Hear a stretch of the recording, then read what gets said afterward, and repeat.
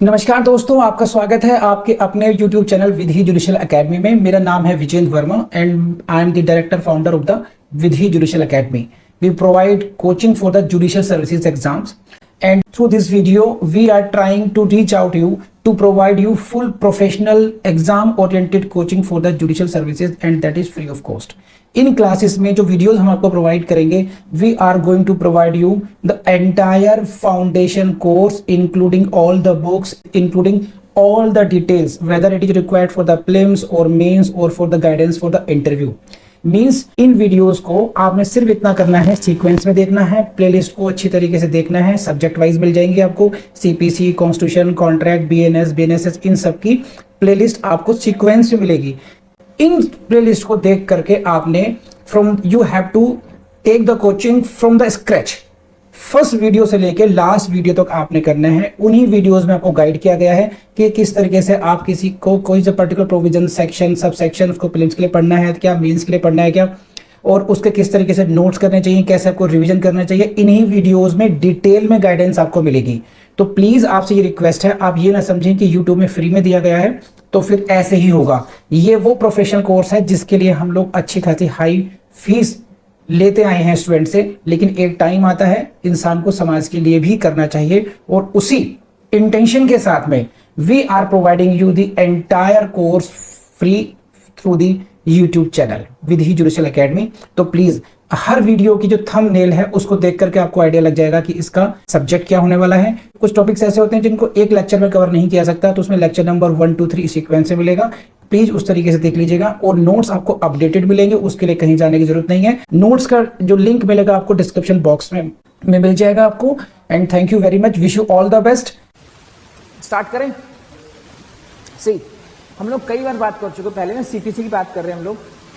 CPC को कभी भी मास्टरी करनी है आप लोगों ने ढंग से, तो फर्स्ट ऑफ ऑल हमने जो कर रहा है वो आपके जो फियर फैक्टर है वो बाहर होना चाहिए हमेशा। फियर फैक्टर अगर काम करता रहेगा कि हम लोग मुश्किल काम कर रहे हैं, हम लोग मुश्किल सब्जेक्ट से बात कर रहे हैं, हम लोग मुश्किल सब्जेक्ट पढ़ रहे हैं, तो कभी आपके अंदर वो कॉन्फिडेंस आएगा ही नहीं है। मेरी पूरी कोशिश है कि सीपीसी को सिंपलेस्ट तरीके से पढ़ाया जाए आपको। एक एक चीज में जहां जहां आपको समझना चाहिए और उतना कर लीजिए बस जितना मैं करा रहा हूं। इफ यू डू दैट का मतलब है उतने पोर्शन पे मास्टरी करना। जैसे आप लोग अभी कर रहे हो ना कि कुछ भी पूछो फटाफट बता पा रहे हो आप, कम से कम ये तभी हो पा रहा है जब इतने टेस्ट लिए जा रहे हैं। अब कम से कम आप रिस्पॉन्सिव हो गए हो, तो उतना कर लीजिए, बस सीपीसी से बाहर आ जाएंगे। कल भी हम लोगों ने चर्चा की थी, सीपीसी की वैल्यू कितनी है, लगभग 9 to 10% क्वेश्चन आएंगे प्रीलिम्स में, वो लगभग 10% वेटेज होता है मेंस में। तो ऐसा नहीं कि पूरा का पूरा एंटायर रिजल्ट आपका एक सब्जेक्ट पे बेस्ड होता है, समझे। सीपीसी को हम उतना भी कर लेंगे कि 80% परफॉर्मेंस हो जाएगी, हमारा काम हो जाएगा। Section 16 to 18, section 16 to 20 onwards, ये क्वेश्चन बहुत इंपॉर्टेंट है आपके जो सेक्शन पढ़ने वाले हैं हम लोग। नोट्स मैंने आपको दे दिए ये सारे, केवल ये नोट्स पढ़ लीजिए, इनको याद कर लीजिए, ढंग से आपका काम हो जाएगा। सही, चलिए स्टार्ट करते हैं फिर। ये see, so section 16 to 20 these are dealing with the territorial jurisdiction of the suit. Territorial jurisdiction का सूट का मतलब ये होता है कि कोई सा सूट हम किस कोर्ट में लेके जाएंगे, कौन सी कोर्ट को उस सूट को सुनने का, सुनवाई करने का, डिसाइड करने का क्षेत्राधिकार होगा। क्षेत्राधिकार का मतलब होता है लोकल ज्यूरिसडिक्शन, ठीक। तो उसके लिए you will see these kind of the 4 kind of suits here. First is what, immovable property, suit in respect of immovable property, rules are different for it, okay. Suits for movable property section 19, suits for compensation to wrong यानी कि torts 19 again, and other suits. तो basically आप 16 to 20 पढ़ने वाले, and you will see these kind of suits here for the purpose of territorial jurisdiction of the court. समझ में आई बात आपको। तो अब आपको यह ध्यान रखना पड़ेगा प्रीलिम्स में कि कौन से सेक्शन में कौन से ज्यूरिसडिक्शन की बात की गई है, and please for that purpose you go to section 16। बहुत सिंपल है, बोरिंग होने की हद तक सिंपल है एक्चुअली ये लोग, लेकिन आपको ये पकड़ना है कि प्रीलिम्स से क्वेश्चन कहां से आएगा।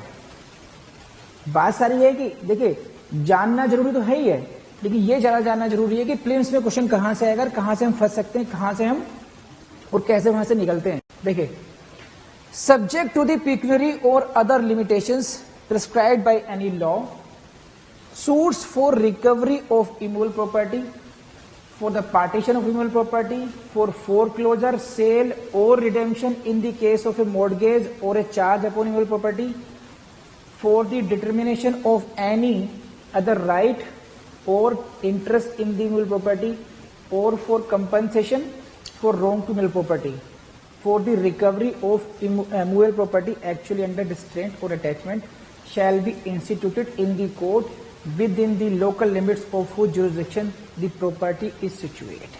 अब प्लीज ही देखिए कौन कौन से केसेस की बात कर रहे हैं यहाँ पर। ये सिक्स काइंड ऑफ केसेस हो गए। कौन से सर? देखो अगर आप देखो कौन कौन सूट की बात कर रहे हैं। Suit for recovery of immovable property.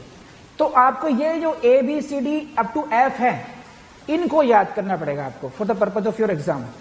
कि when there is a suit for recovery of immovable property, when there is a suit for partition of immovable property, okay, foreclosure, sale or redemption in the case of mortgage or charge, got it, determination of any other right or interest, compensation for wrong to immovable property, और छठा है for the recovery of movable property actually under restraint or attachment. These are 6 kind of cases, 6 kind of suits. अब इन ऐसे suit अगर आपको लाने हैं तो आप कहां जाएंगे? Where to the in the court within the local limits of whose jurisdiction the property is situated. जहां पर वो प्रॉपर्टी सिचुएट करती है, आप उस कोर्ट के जुरिस्डिक्शन में जाएंगे। समझे बात? जैसे property is situated in the Baghpat, then you will go to the civil court concerning that area Baghpat. If the property is situated in Ahmedabad, okay, then you will file the suit in the court, civil court of the Ahmedabad. Whether you live in Delhi or wherever you live, it doesn't matter. It will be, the suit will be filed where the property situate. You got it? तो एक तो आपको याद रखना पड़ेगा कहाँ suit file होगा। Secondly आपको याद रखना पड़ेगा कौन कौन से केसेस हैं। And to avoid any confusion, ये स्लाइड देखिए आप लोग। 5 केसेस यहां पर ऐसे हैं जो इमूवेबल प्रॉपर्टी के हैं। 5 केसेस। एक है रिकवरी। और रिकवरी कैसी है? इन शब्दों को मत भूलना। रिकवरी विद और विदाउट रेंट और profits. This is the suit for recovery of immovable property, but with और विदाउट रेंट और प्रॉफिट्स। एंड यहीं से आपको क्वेश्चन में एग्जामिनर साहब घुमा सकते हैं आपको कि सूट में भी ओनली फॉर रिकवरी और इट में भी विद और विदाउट रेंट और प्रॉफिट्स। तो आंसर इज विद और विदाउट रेंट और प्रॉफिट्स। समझे आप बात?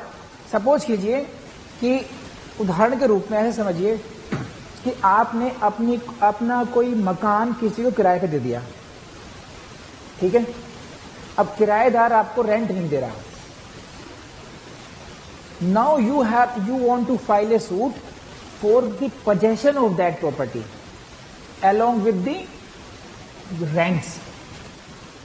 So then you will have to file the suit in the civil court in the jurisdiction of which that house is situated. जिस court के संबंध में जहां जिस इलाके में आपका घर है, भले ही आप मान लीजिए दिल्ली में आप रहते हैं कैनॉट प्लेस एरिया में, और आपका जो मकान है जो आपने किराए में दिया है वो वजीराबाद क्षेत्र में है, तो वजीराबाद जिस कोर्ट के क्षेत्र में आता है उसी कोर्ट में आपको सूट सिचुएट करना पड़ेगा। आपके प्लेंटिफ के रेजिडेंस से डिफेंडेंट के रेजिडेंस से फर्क नहीं पड़ रहा है। यहाँ पर डिफेंडेंट को फॉलो नहीं कर रहे हैं। यहाँ पर हम कहाँ पर जा रहे हैं?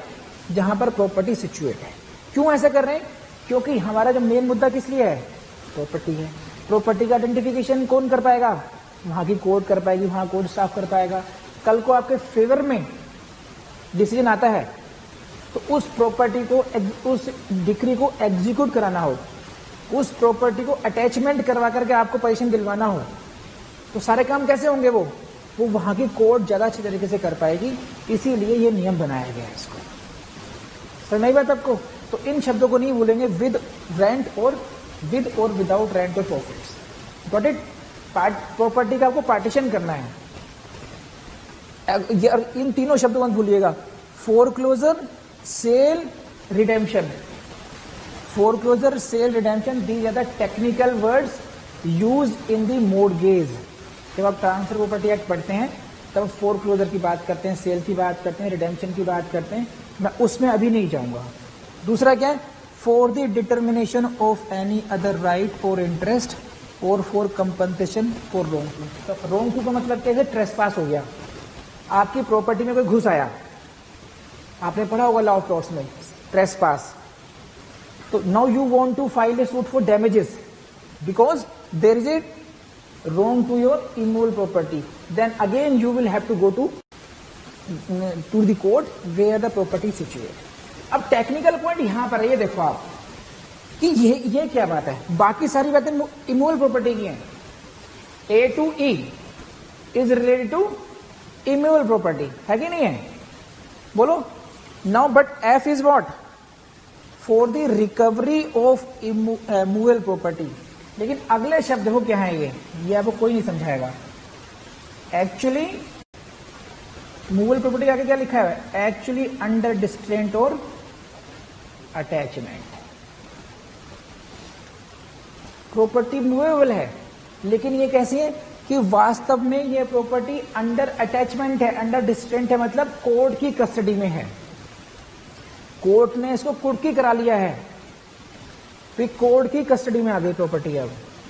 इसीलिए हम वहां पर जाएंगे जहां पर इस समय अब ये है, जिस कोर्ट की कस्टडी में मूवेबल प्रॉपर्टी पहुंच चुकी है। Now you will file the suit in that court. You got it?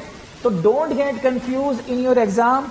There are 5 clauses related to immovable property, but 1 clause related to movable property.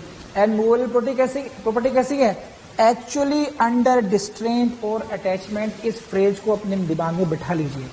इन 6 के 6 ही केसेस में, आप सूट कहां file करेंगे? Where the property is situated. Rule is same for everything. इन ABCDF के लिए rule is same. You will have to file the suit where the property is situated. This is shall be instituted in the court within the local limits of whose jurisdiction the property is situated.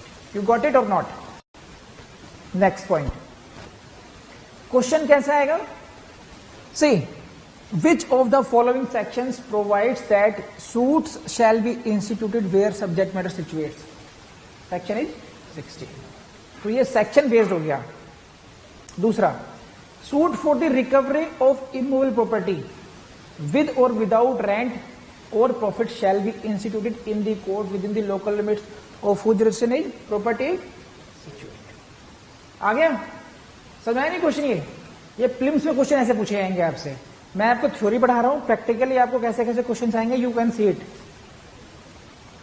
Next, suit for foreclosure, sale, redemption in case of mortgage और charge, same. कहां पर होगा? Where property is situated. Next, इसी प्रकार के question आएंगे आपके। अब इस प्रोविजन पर आ जाइए।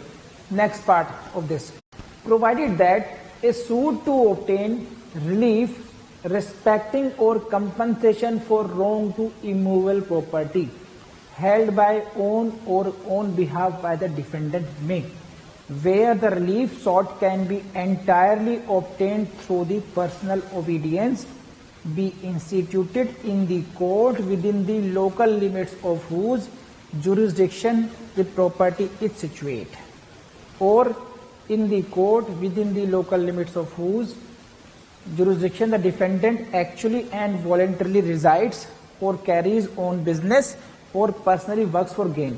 आपको अपने बेयर एक्ट में मैंने पढ़ दिया एक बार, यू शुड कलर और you should highlight your bare act like this, क्योंकि यहां से क्वेश्चंस आपको आएंगे। आपकी अटेंशन ड्रॉ करने की कोशिश की है यहाँ पर। देखिए यहाँ पर, देखिए जब हम डिफेंडेंट की बात कर रहे हैं तो हम क्या क्या क्या है यहाँ पर? देयर आर 3 फ्रेजेस जो आपको याद रखने पड़ेंगे for the point of view of your exam. Defendant actually and voluntarily resides, एक जहां पर डिफेंडेंट एक्चुअली और वॉलंटरली रहता है, resides. Secondly, carries on business, या बिजनेस करता हो, या पर्सनली वर्क्स फॉर गेन, या अपने गेन के लिए व्यक्तिगत रूप से कहां पे काम करता हो, जॉब करता हो, कुछ भी करता हो वहां पर। सही है। तो 3 बातें हो गई यहां पर। अब मैं समझाता हूं पूरा है क्या मामला। ये देखिए सिचुएशन ये है। Please see this line is very important. Where the relief sought can be entirely obtained through his personal obedience. His मतलब डिफेंडेंट्स। जो आप रिलीफ चाहते हैं, वो पर्सनल ओबीडियंस ऑफ डिफेंडेंट से भी मिल सकता है। सपोज करो you are only claiming damages, from the defendant. पैसा चाहते हैं उससे केवल कि मुझे लाख 2 लाख रुपए जो मेरे से बनते हैं, you are suing only for that. The relief asked where the relief sought can be entirely obtained through his personal obedience. ऐसे सूट में एक प्रोविजन के रूप में आपको एक ऑल्टरनेटिव दिया गया। क्या? समझो बात को। क्या? Provided that a suit to obtain relief, ये वाला सूट कौन सा? Compensation for wrong to immovable property. Immovable property के संबंध में अगर कोई लीगल रॉन्ग हुआ है। सेकेंडली, आप जो रिलीफ क्लेम कर रहे हैं, that can be sought can be entirely obtained through the personal obedience. Provision को पढ़िए, समझना बहुत जरूरी है, तभी याद कर पाएंगे इसको। Provided that a suit to obtain relief, relief लेने के सूट डाला है। कैसा सूट है? रिस्पेक्टिंग और compensation for wrong to the immovable property. Okay, the suit is for in respect of the wrong to the immovable property. Okay, and what property? Held by or on behalf of the defendant. जो property defendant के possession में है अभी, the property is held by defendant और someone is holding that property on behalf of the defendant. तो you are seeking relief in respect to wrong to that property. Got it? ये एक शर्त हो गई, समझे? ये पहली शर्त होगी। क्या? कि suit is of this nature. Second बात क्या है? Where the relief sought can entirely be obtained through his personal obedience. और ये जो आप जो रिलीफ मांग रहे हैं, आपको प्रॉपर्टी क्लेम नहीं कर रहे हैं यहां पर, आपको प्रॉपर्टी चाहत नहीं है इसमें। What you are seeking right now? You are seeking his, आपको जो आपने रिलीफ प्रेयर की है कोर्ट से, that can be entirely from the personal obedience of the defendant. ऐसे केसेस में क्या होगा? ऐसे केसेस में सूट में भी दिस सूट में be instituted either in the court within the local limits of whose jurisdiction property situate. जहां पर प्रॉपर्टी है वहां पर सूट फाइल कर सकते हैं, या जहां पर defendant actually and voluntary reside करता है, या कैरीज ऑन बिजनेस और पर्सनल वर्क्स फॉर गेन। ये 3 फ्रेजेस हैं, ध्यान रखना आप लोग, है ना? So now let's start with section 17। हम लोगों ने 16 पढ़ लिया, 16, 17 और 18। These 3 sections should be read together. Now see, 17 and 18 are dealing with special situations with regard to immovable property. यहां पर ये उतने मुश्किल नहीं है, आसान है। विशेष परिस्थितियों के बारे में बात करते हैं आपसे। Regarding immovable property, what suits for immovable property situate within jurisdiction of different courts. There may be situation property is same, but it is situated in the jurisdiction of different courts, partly in this court, partly in that court, and partly in other court as well. हो सकता है ऐसा? तो ऐसे cases में फिर आप कौन सी कोर्ट में अपना केस लेके जाना चाहिए आपको, देखते हैं इसमें क्या कहता है। तो computer ji, this is slide for you. Where a suit is to obtain relief respecting or compensation for wrong to immovable property. So basically this is a suit for the compensation for wrong to immovable property. This may be anything, but with regard to immovable property. Situate within the jurisdiction of different courts. You got it? Different courts में है। The suit may be instituted in any court within the local limits of whose jurisdiction any portion of the property situate, जिस court के क्षेत्राधिकार में, स्थानीय क्षेत्राधिकार में उसका कुछ भी भाग, एनी पोर्शन अगर आता है तो उस कोर्ट में आप अपना केस आप लेके जा सकते हैं। तो नेचुरली एक क्वेश्चन आपसे अराइज हो रहा होगा कि ऐसे कैसे हो जाएगा, अलग अलग उसमें कैसे हो सकता है।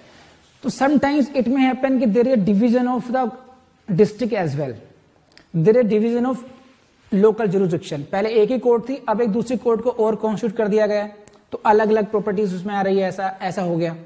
एक सड़क, मेरी प्रॉपर्टी सड़क के इधर भी है और सड़क के इस साइड भी आ रही है, इस सड़क से इस तरफ दूसरा एरिया कोर्ट में चला गया और इस तरफ का एरिया दूसरी कोर्ट में चला गया। इट में हैपन, समटाइम्स इट में happen your total immovable property में भी, मेरा एक घर यहां पर है, सपोज कीजिए कि मेरे पिताजी ने, किसी के पिता, आपके पिताजी ने, कि उनका एक बंगलो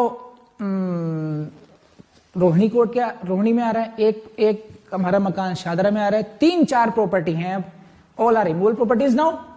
और हम सब भाइयों में या आप सब भाइयों में डिवीजन पार्टीशन के लिए झगड़ा हो गया इसके लिए, तो क्या अलग अलग जाए अब ये? तो this is a total immovable property. Now it is situated in the jurisdiction of different courts. तो I hope you are getting the situation now कि जब प्रॉपर्टी आपकी, that property comes into the jurisdiction of different courts, section 17, then you will have to see section 17. First of all, what is, you will see this case is related to immovable property, fine, we will go to section 16. Now situation is different here, this property comes into the jurisdiction of different courts. Now we will read section 16 and 17 because it is regarding with the partition of the immovable property. Therefore, as per the section 16, suit shall be instituted in the court where the property is situate. Section 16 ये कहता है, लेकिन special बात क्या हो गई यहां पर कि this is situate within the jurisdiction of different courts, this property situate within the different courts, therefore section 17 will be applied, and which says what, the suit may be instituted in any court within the local limits of whose jurisdiction any portion of the property situate. Now please see this. Suit may be instituted in any court, किसी भी court में, within the local limits of whose jurisdiction any portion of the property situate. और clarify करने के लिए देखिए आप, this is for you only, this slide. This is disputed immovable property in black portion. This is court number 1 C1, court number 2 C2, and this is C3. Court 3. Got it? Court C1, C2, C3. So some portion comes into the C1, some portion comes into the field of jurisdiction of C2, and some portion is coming in the field of C3. So this is the situation with which section 17 deals with. समझ में आया बात? तो case में भी institute इन C1, C2 और C3. लेकिन अब प्रोविजो पढ़ो साथ में से, क्या कहता है? Provided that in respect of the value of the subject matter, आपके पास भी है ना, पढ़ते रहना, उसमें लिखते रहना. In respect of the value of the subject matter of the suit, the entire claim is cognizable by such court. ये प्रोविजो मिला. Highlight this as I have highlighted and read it with me after breaking this proviso like this. Provided that in respect of the value of subject matter. इस phrase का मतलब है, आम शब्दों में बहुत स्पष्टता कहा जाए तो it means pecuniary jurisdiction. In respect of the value of subject matter of the suit the entire claim is cognizable by such court.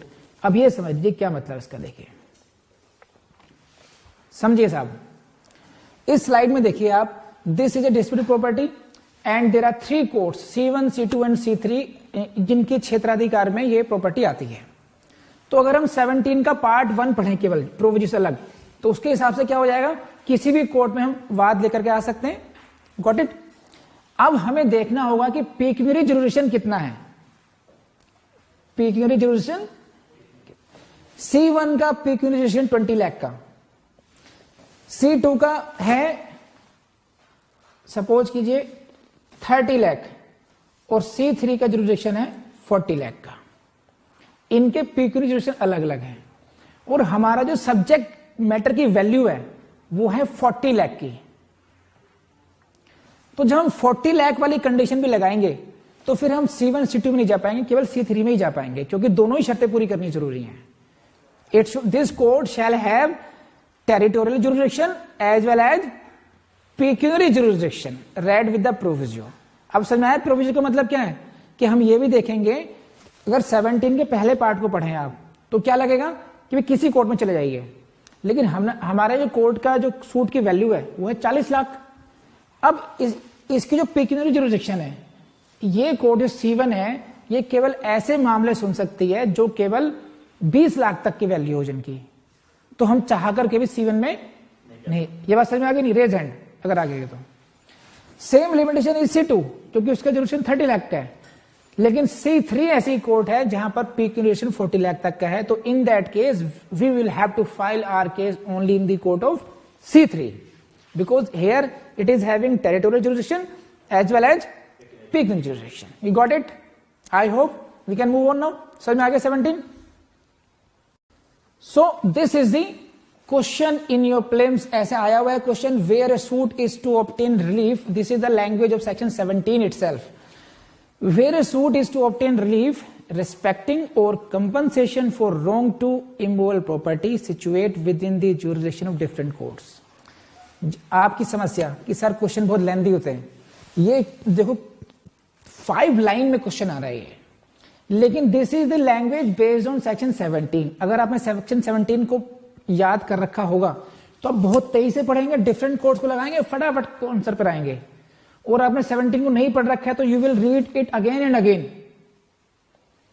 तो when you have understood a section, you have learned it, you have revised it many times, it takes few seconds then to read that. तो lengthy से lengthy question जो DGS में लगता है हमें, वो बहुत आसानी से सॉल्व हो सकता है। तो any portion of the property situate this, तो लैंग्वेज पर क्वेश्चन आ गया। ऐसे ही सेक्शन बेस पर क्वेश्चन आ जाएगा, which of the following sections of the CPC, language आगे पूरी और फिर सेक्शन पूछ लिया इसमें। तो इस तरीके से आपको प्रीलिम्स से क्वेश्चन पूछ सकते हैं। मेंस का बता चुका आपको कि वो कोई भी आपको इसी सिचुएशन में प्रॉब्लम बना देंगे, इसमें प्रॉब्लम क्रिएट कर देंगे आपके लिए, एक क्लस्टरेशन बना देंगे और फिर आपसे कहेंगे डिसाइड कि कौन सी कोर्ट में मैटर जाना चाहिए। तो आपको दोनों बातें देखनी पड़ेंगी, any portion plus pecuniary jurisdiction, any portion plus pecuniary jurisdiction. तो this is all about 17। Now go to 18। 18 is dealing with a different situation जहां पर देयर इज एन अनसर्टेनिटी, अनिश्चितता बनी हुई है कि इस कोर्ट को जुरिसडिक्शन है, उसको है, कहां जाएं हम। 18 place of the institution of suit where local limits of jurisdiction are, local jurisdiction of courts are uncertain, जब अनिश्चितता हो। तो पहली 16 में immovable property where property situate, 17 is dealing with when the property is situated in different courts, 18 is dealing with a different problem, that is what there is uncertainty कि कौन सी court में matter जाएगा। तो what is the law in that regard? This is where it is alleged to be uncertain, please highlight, I request all of you, your barracks like this, otherwise it will be very difficult for you to understand it. Where it is alleged to be uncertain, क्या uncertain? Within the local limits of jurisdiction which of 2 or more courts any immovable property situate, कौन सी 2 या 2 से अधिक न्यायालयों में ये जो संपत्ति है, immovable property है, ये सिचुएट करती है, ये है, स्थित कहां पर है। This is uncertainty, got it और नॉट। तो ऐसी स्थिति में क्या होगा, any one of those courts में, उन कोर्ट्स में से जहां जहां पर भी डाउट आ रहा है, A court, B court, C court, then it means उनमें से कोई सी भी court, and any one of those courts में if satisfied that there is ground for the alleged uncertainty, अगर उसको ये सेटिस्फेक्शन है, ये संतुष्टि है कि ऐसी अनसर्टेनिटी के लिए, ऐसी अनिश्चितता के लिए एक आधार है, there is a ground for the alleged uncertainty, अनिश्चितता के लिए आधार है, ground for the alleged uncertainty, record a statement to that effect, उसके संबंध में एक स्टेटमेंट लिखवाएंगी, रिकॉर्ड करेगी, एंड देखो एंड फिर क्या करेंगी, thereupon proceed to entertain and dispose of any suit relating to that property, और उसके बाद में उस प्रॉपर्टी को एंटरटेन करने के लिए और डिस्पोज करने के लिए प्रोसीड करेगी, यानी कि उस केस में अपनी कार्रवाई को आगे बढ़ाएंगी।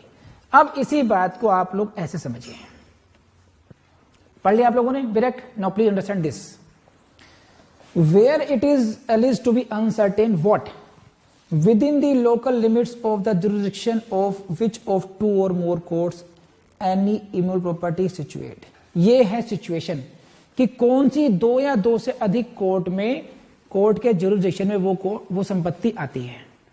सही है।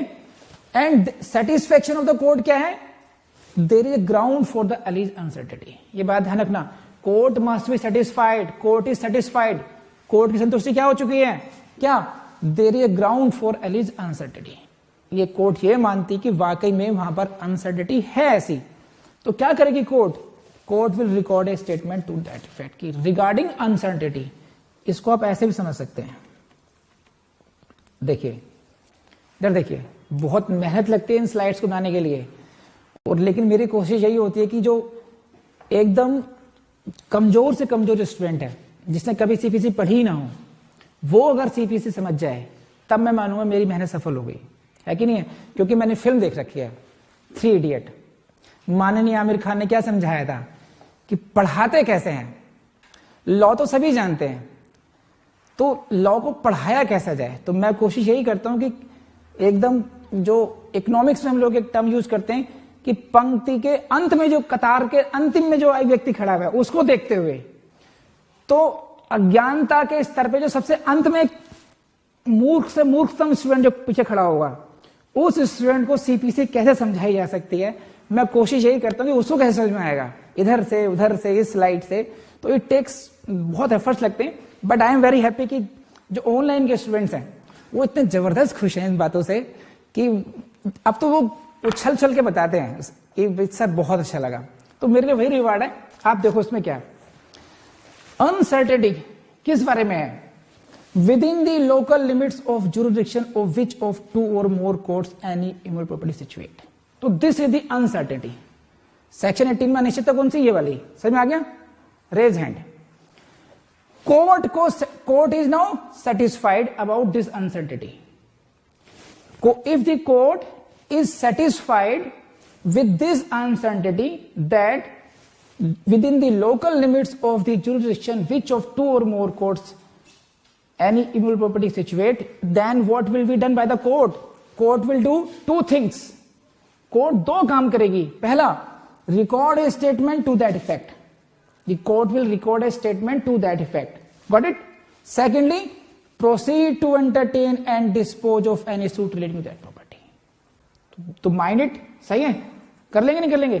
लेकिन मान लीजिए ये जो प्रोसीजर है of recording the statement, if this is not done by the court, वो सिचुएशन आ जाए कि court only one thing, court without recording proceed to entertain the suits, then you will have to read the section sub clause 2 of 18।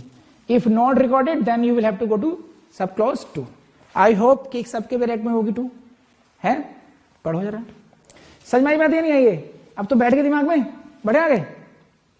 Now this 2 18(2) पढ़िए, 18(2), where a statement has not been recorded under subsection 1। Statement कौन सा था, regarding uncertainty, you got it.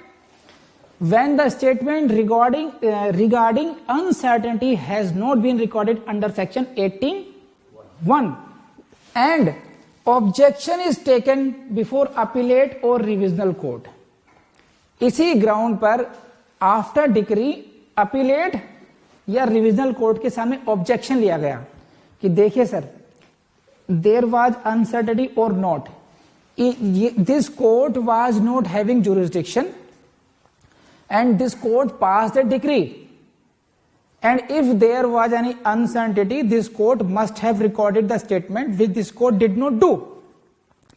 जिस court ने यह मामला निर्धारित कर दिया, न्याय डिक्री पास कर दी, इस कोर्ट ने अनिश्चितता के संबंध में जो स्टेटमेंट लिखा जाना चाहिए था वो लिखा नहीं है, इसलिए इस डिक्री को निरस्त किया जाए, इस ऑर्डर को कैंसिल किया जाए रिवीजन में। तो this objection is taken before appellate or revision court. आई बात समझ में? Raise hand if you okay. ये योगा समझ लीजिए, थोड़ा थोड़ा होता रहना चाहिए। नाउ अब अपीलेट कोर्ट के सामने ऑब्जेक्शन आ गया, तो what is the mandate for the appellate or revisional court की वो क्या करेगी? तो that court will see two things. पहली बात कि whether there was a reasonable ground for uncertainty or not. ये जो अनसर्टेनिटी की बात चल रही है, तो then appellate court will see it कि भाई अनसर्टेनिटी थी या नहीं थी, whether there was a ground or not. तो if the court comes to a conclusion that no reasonable ground for uncertainty, कि there was no reasonable ground for uncertainty, कि अनिश्चितता के लिए कोई युक्तियुक्त आधार नहीं था, अपीलेट या रिविजनल कोर्ट इस कंक्लूजन पर आती है, इस निर्णय पर आती है कि जिस अनिश्चितता के बारे में बात की जा रही है उसका कोई युक्तियुक्त आधार था ही नहीं, there was no reasonable ground for such uncertainty. Secondly, because of that consequent failure of justice हुआ, उसकी वजह से एक न्याय का फेलियर ऑफ जस्टिस, न्याय का नहीं पता, हिंदी में नहीं आ रहा, फेलियर ऑफ जस्टिस हुआ। तो ऐसे ही केस में that objection shall be allowed. Appellate court और revisional court shall allow the objection only. कब? जब दो शर्तें पूरी हो रही हो। ऑब्जेक्शन क्या था? कि वे स्टेटमेंट नहीं लिखा। उस ऑब्जेक्शन को अपीलेट और रिविजनल कोर्ट तभी अलाउ करेगी जब दो शर्तें पूरी हो रही हो। कौन सी दो शर्त? कि there was no reasonable ground for uncertainty plus there was a consequent failure of justice. Otherwise उस ऑब्जेक्शन को माना नहीं जाएगा, that objection will be disallowed. समझ में आ गई बात? ये मैं आपको देखिए, ये लैंग्वेज पढ़ लीजिए। Appellate or revisional court shall not allow the objection unless in its opinion there was at the time of institution of the suit no reasonable ground for uncertainty, है ना, and there has been a consequent failure of justice. यहां पे क्योंकि and शब्द का प्रयोग करा गया है तो दोनों शर्तें पूरी होनी चाहिए, no regional ground plus consequent failure of justice. तो आपने 18(1) पढ़ा, 18(2) पढ़ लिया। आई बात समझ में? अब हम क्या डील कर रहे हैं? When there is uncertainty. लेकिन अब प्लीज गो टू प्रोविजो। अब चाहिए ऑफ 18 का जो 18(1) का जो प्रोविजो है उसको देखिए। जिस कोर्ट में भी जाएगा मैटर अनसर्टेनिटी में, वही बात जो हमने 17 में देखी थी रिगार्डिंग पेक्यूनियरी जुरिडिक्शन भी होना चाहिए। ये पढ़िए, देखिए। Provided that suit is one with respect to which court is competent as regards the nature and the value of the suit to exercise the jurisdiction. खास बात क्या है? 18 यह कहता है कि if there is an uncertainty, तो किसी भी कोर्ट में चले जाइए फिर आप, है कि नहीं है? अगर वो कोर्ट संतुष्ट है कि भाई अनसर्टेनिटी है, लेकिन साथ ही साथ में उस कोर्ट को यह देखना होगा कि whether that court is competent in 2 ways. कितने वेज में? 2 वेज में। What? As regards the nature. Nature का मतलब है सब्जेक्ट मैटर जुरिडिक्शन हो गया, कि उस संबंध में उसको वो एंटरटेन भी कर सकती है, नहीं कर सकती। And secondly, value of the suit to exercise jurisdiction means pecuniary jurisdiction, कि वो जो कोर्ट एंटरटेन करना चाह रही है whether that court has a pecuniary jurisdiction और नॉट। तो दोनों ही शर्तें पूरी होनी चाहिए। That court should have the pecuniary jurisdiction as well the jurisdiction over the nature of the case, या सब्जेक्ट मैटर जुरिडिक्शन हो गया, उसकी नेचर पर होना चाहिए अभी। सही है? तो these condition should be satisfied. तो ये हुआ आपका 18(1), 18(2) और 18(1) का प्रोविजो। Conclude now section 16, 17, 18। अब आपने काम क्या करना है? सेक्शन 16, 17, 18 को आपने कैसे करना चाहिए for the point of view of exam. See, मेरा कोई ऐसा मकसद नहीं है कि मैं आपको विद्वान बनाऊं सीपीसी का। मेरा सिर्फ एक मकसद है कि सीपीसी को एग्जाम के पॉइंट ऑफ व्यू से कैसे पढ़ना चाहिए। एग्जाम का मतलब हुआ प्रीलिम्स, मेंस एंड इंटरव्यू। तो जो सारे कॉन्सेप्ट से मैं समझाता हूं, जहाँ छोटी छोटी बातें वो मैं आपको समझाता हूँ इसमें, है ना। तो अब आपका काम यह है कि आपको सेक्शन 17, 18 को कम से कम 20 बार 20 टाइम्स आपको लिख लिख के याद करना चाहिए इसको, कि जब तक कि आप 16 का जो पहला शब्द है और 18 का जो लास्ट है वो हाथ रुकना नहीं चाहिए आपका, तब तक आप बार बार लिख कर देखते रहें इसमें बह सबके, चाहे आप लोग। और ये संदेश मेरा ऑनलाइन स्टूडेंट्स के लिए भी है कि वो लोग 16, 17, 18 को इस तरीके से लिखेंगे कि when you start writing 16 you should stop only when the section 18 ends with proviso everything. कर लेंगे आप लोग अभी। So thank you. बहुत डिटेल में पढ़ाया गया है और बहुत टेक्निकली पढ़ाया गया है, बहुत इंपॉर्टेंट है आपके लिए। बस आपसे यही कहूँगा कि अगर ये वीडियो आपको पसंद आए तो अपने दोस्तों से शेयर करना जो नहीं भूलेंगे आप लोग, लाइक भी कीजिएगा और कमेंट भी कीजिएगा।